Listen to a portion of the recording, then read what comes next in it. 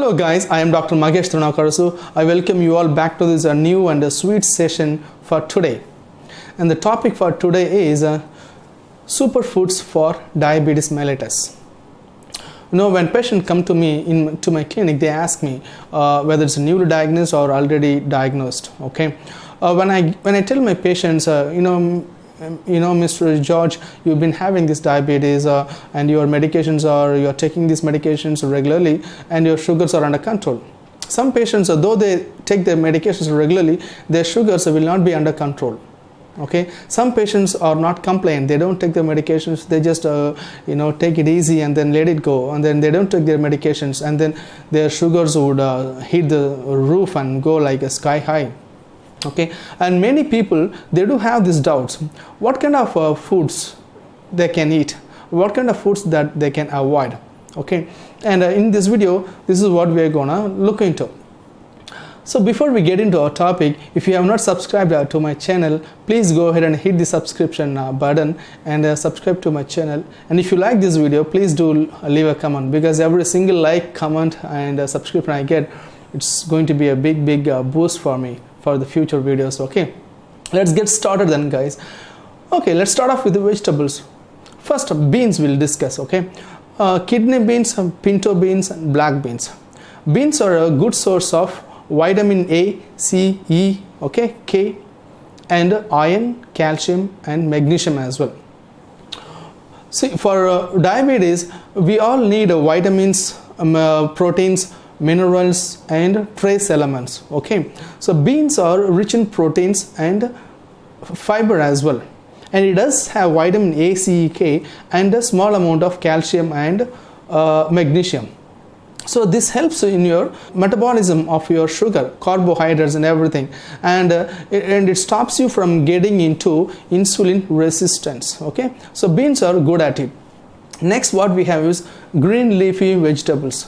When I say green leafy vegetables, anything that appears dark leafy green, they are damn good source of anything you can say, like it's vitamins A, C, E, K, or even B complex vitamins. It has got folate, calcium, magnesium, phosphorus, everything it has got. So when you see dark leafy vegetables, just include them into your diet.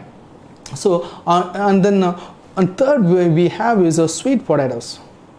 Many people would think sweet potatoes, is it really okay? I mean, I'm diabetic, why should I have sweet potatoes? It's already sweet and it's gonna increase my sugar levels, right? But any vegetables, any fruits you can take, but that should be in a normal range. It should be in a limited range. If you binge on one fruits, if you binge on one vegetable, it's no good. Okay, the sweet potatoes can also be taken, and it has got a lot of vitamin A, fiber and vitamin C and potassium as well.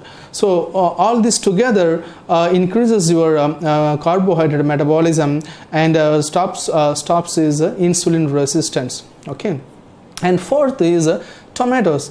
Tomatoes, it comes everywhere. Tomatoes has got a lot of vitamin C and antioxidants. So you can take these tomatoes in any form, like raw, or pureed, or in a sauce. But the point is, there shouldn't be any added preservatives or added sugars into that. Okay, that's the most important thing that I would advise.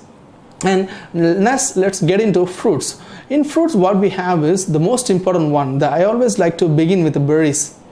Many people love so many berries, but in berries, what I have here on the list is blueberries, strawberries and blackberries. These berries are loaded with antioxidants. When I say antioxidants are damn good enough, they are very essential to fight these free radicals. Okay, they are scavengers. They go and attack these free radicals and protect you from and damaging of your cells, like your pancreas cells. Your pancreas cells are very essential for producing insulin. Okay, so go with these berries, as I said, blackberries, blueberries and strawberries. Okay, and next we have is citrus fruits. In citrus fruits category, we have grapefruits. Grapefruits mean not that grape. Okay, grapefruits are the big ones. In Tamil we say mulamparam. Okay, so go for grapefruits, oranges, lemons and limes. because these fruits are a damn good source of vitamin A, vitamin C, and folate. Of course, folate is essential for cell metabolism, nucleic acid synthesis. You need a B12 and folic acid. So folate is a form of a folic acid that is essential for cell metabolism. And these citrus fruits do have potassium. Okay, so if you get your hands on berries and citrus fruits, you can take as much as you want.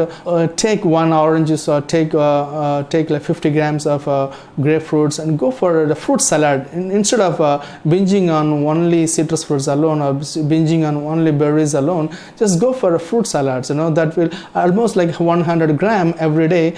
That's good enough to keep your healthy. Okay, and what we have on the list next is nuts and seeds. When I say nuts and seeds, they are very good source of good fatty acids. It does have omega-3 fatty acids, omega-6 fatty acids, and it's also a good source of fibers.